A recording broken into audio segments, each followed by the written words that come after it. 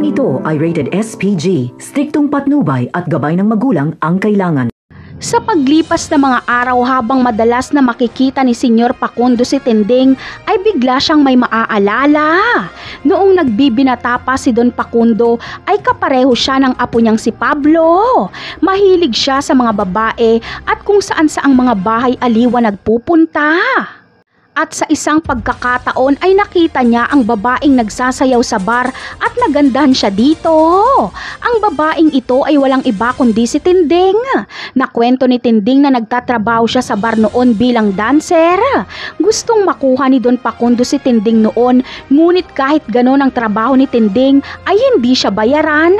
Kailangan niya lang talaga ng trabaho. Kaya naman, hindi nakuha ni Don Facundo si Tinding sa maayos na usapan. Kaya dinaan ito ni Don Facundo sa santong paspasan. Pinagsamantalahan niya si Tinding.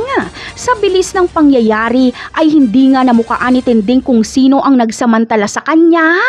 At nagbunga ang kahayupang ito ni Don Facundo at ito na nga ay si Marites. Kaya pagdating ng panahon ay papalayasin ni Senyora Bettina si Tinding at hindi papayag si Senyor Facundo. Ngunit malalaman kaya ni Senyor Facundo na may anak sila ni Tinding at aamin naman kaya si Tinding kapag nagtanong si Facundo kung nagkaanak nga sila. Malamang ay itatanggi ito ni Tinding. Sa tingin nyo, posible nga ba kayang mangyari ang lahat ng ito? Yan ang aabangan natin sa mga susunod na episode. Paalam!